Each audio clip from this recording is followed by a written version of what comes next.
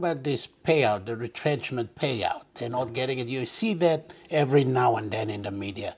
Obviously, that's one of the reasons why we are with what we are today. That's right.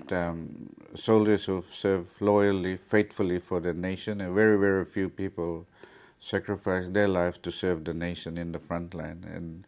And it's sad to say that the government, the department, pays very little in terms of remunerations. That's why we're stuck with soldiers who've been retrenched. Yes, yes, yes. Okay, still with discipline, police. Let's talk about that. Well, every day we see on social media, we see on media, and we hear of stories of police brutality, illegal roadblocks, hold-ups, policemen acting like criminals. And I'm calling on every policeman who's out there, who's taking law into their own hands to stop what they're doing, because it gives very, very little public confidence to the public. And in fact, today, police are now becoming enemy number one to the public. Mm-hmm. Yeah. And the police commissioner is doing everything possible to bring the police force under control. But he's also confronted with a police force that's divided, Yes, that's yes. fragmented Yeah. over a period of time, and he cannot get that respect and following that he's calling for. Well, I mean, we've had so many commissioners within a very short span of time, so I guess building confidence and trust and all that has kind of eroded a little bit, and we have this situation. That's correct. Changing police commissioners is not the answer. In fact, it's added to the problems of the police force, and somehow we got to find a way out of it. But let me also say that the police review, which took place in 2000 Is that the Birikini-Sopa review? yes, Birikini-Sopa report, Yeah. has not been implemented. No, yeah.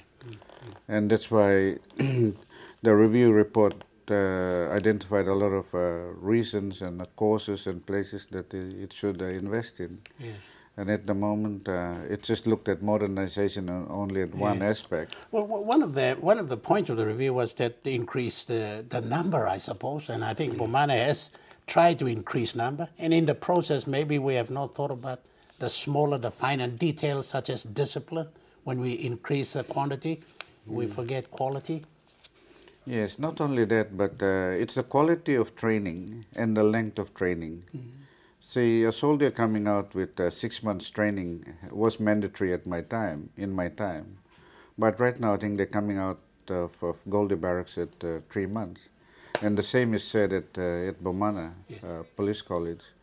So it's important for us to look at the quality of the training management program, the syllabus itself, and more importantly, the quality of instructors and the logistic support that is required to groom policemen and women for the future. Yes, yes. Okay, and for the future, the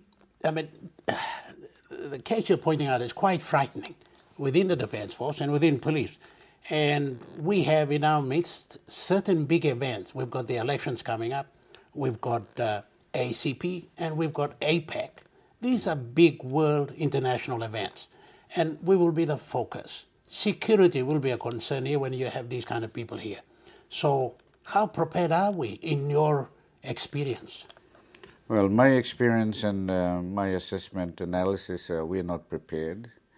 The indicators of today will really give us certain indications of what will happen the next few years. The Defense Force and Police Force needs a massive look at the command and control, the capabilities, including training and building up their capacity to handle the events. The sad reality is that we are not ready. And if we are not ready by next year, I think countries, members of APEC will demand will demand that PNG overhaul its security strategy for 2018, and it would mean, sadly, it would mean that we will hand over our security leadership, management, and coordination to a foreign country. So we're not in control then? Absolutely. Once we do that, once we invite another APEC member nation to take control of our security, then we've lost our respect. Do you see that happening? I've already predicting. Okay. I've predicted that it will happen.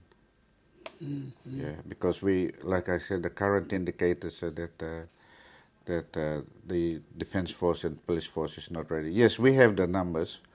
We will have the numbers, but in terms of grooming, in terms of training, building up capacities and capabilities, we fall very, very short in the defense force, our aircrafts and our naval ships, our systems, platforms are not operational.